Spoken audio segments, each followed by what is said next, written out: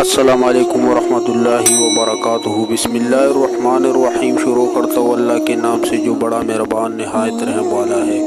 رسول اللہ صلی اللہ علیہ وآلہ وسلم نے ارشاد فرمایا، جس شخص نے 3 یتیموں کے پرورش کی تو وہ ایسا ہی ہے جیسا وہ رات میں تہجد پڑھتا رہا اور دن میں روزے رکھتا رہا اور صبح اور شام تلوار لے کر جہاد کرتا رہا۔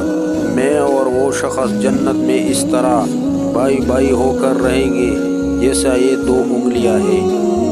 رسول اللہ صلی اللہ علیہ وآلہ وسلم نے ارشاد فرمایا، قیامت کے دن ہر آدمی کو اپنی دنیا کی حقوق ادا کرنی پڑے گی، اور اس معاملے میں انسان اس قدر پریشان ہوگا کہ بندہ کہے گا، اے میرے رب، میں اس وقت جس مصیبت میں گرفتار ہوں، اگر تو مجھے دوزخ میں بھیج دے تو میرے لیے اس میں آسانی رہے گی، حالانکہ وہ دوزخ کے عذاب کو اچھی طرح جانتا ہوگا۔ رسول اللہ صلی اللہ علیہ وآلہ وسلم نے فرمایا، جس شخص نے کسی مومن سے دنیا کی کوئی تکلیف دور کی تو اللہ تعالیٰ اس سے قیامت کے دن کی تکلیف دور فرما دے گا۔